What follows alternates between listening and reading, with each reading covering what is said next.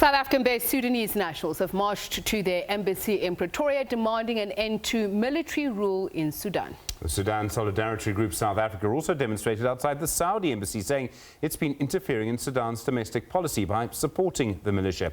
The group's calling for a Sudanese civilian government to replace the Transitional Military Council. The council took over in April after the arrest of former President Omar al-Bashir.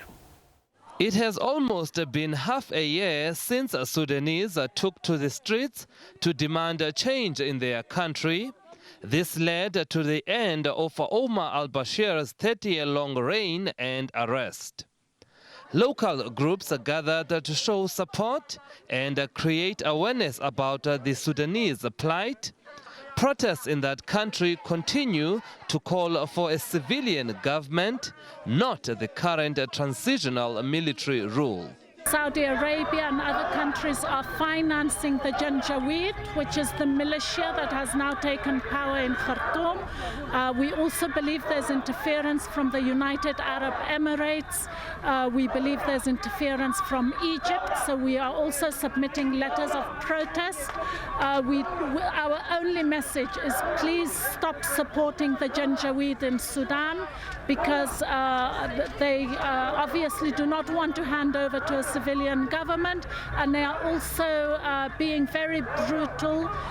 There have been a lot of attacks in Khartoum, and we are very concerned about that. Alongside the ongoing internet blackout in the country, allegations of brutality and killings of protesters by the military. A lot of bodies were thrown into the Nile, and we simply do not know the numbers, but we know that they are well over 100. Our government must use all forums, whether it's the AU, the United Nations, or other organization, to support the struggle of the Sudanese people for peace, justice and freedom. Also, calls for social media users to join the youth-driven Blue for Sudan campaign. Ever since we have changed our profile pictures to blue, lots of people have asked questions on why our profile picture is blue, and have therefore learned much more about what's been happening in Sudan, and actually doing research and trying to figure out what's happening and changing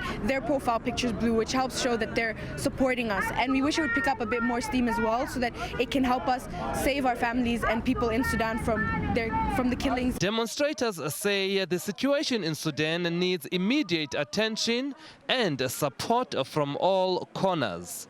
Sipho Sturman, SABC News, Pretoria.